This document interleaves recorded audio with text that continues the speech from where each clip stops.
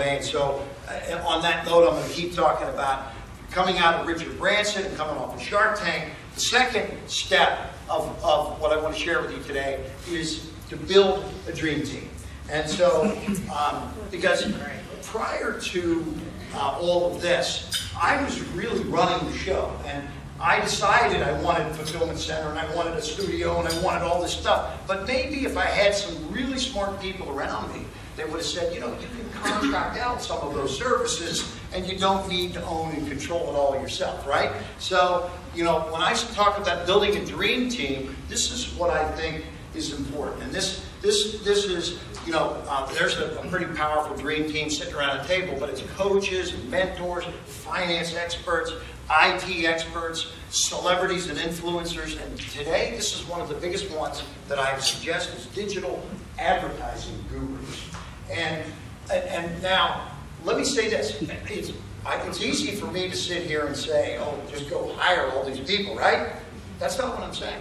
I'm saying the dream team, mentors, and board of advisors, these can be friends, they can be bankers, they can be friends of your accountants or friends of the lawyers, but in many cases, like, yes, I mean, I didn't pay Richard Branson one dime to get all the advice that I got. That was a completely free event that I was invited to through some friends, and it was an amazing outcome for me to have a life-changing experience. So, you know, sometimes you do have to pay a little bit, but, you know, if you build a board of advisors, and I in my world, I sit on a lot of boards, and I'm going to share a couple stories about that before we finish, but, you know, in many cases, if you ask the right people, you might be able to get them to be an advisor to you without paying them a lot of money, and maybe as just sort of for the good of the relationship. And by the way, I'm on about 24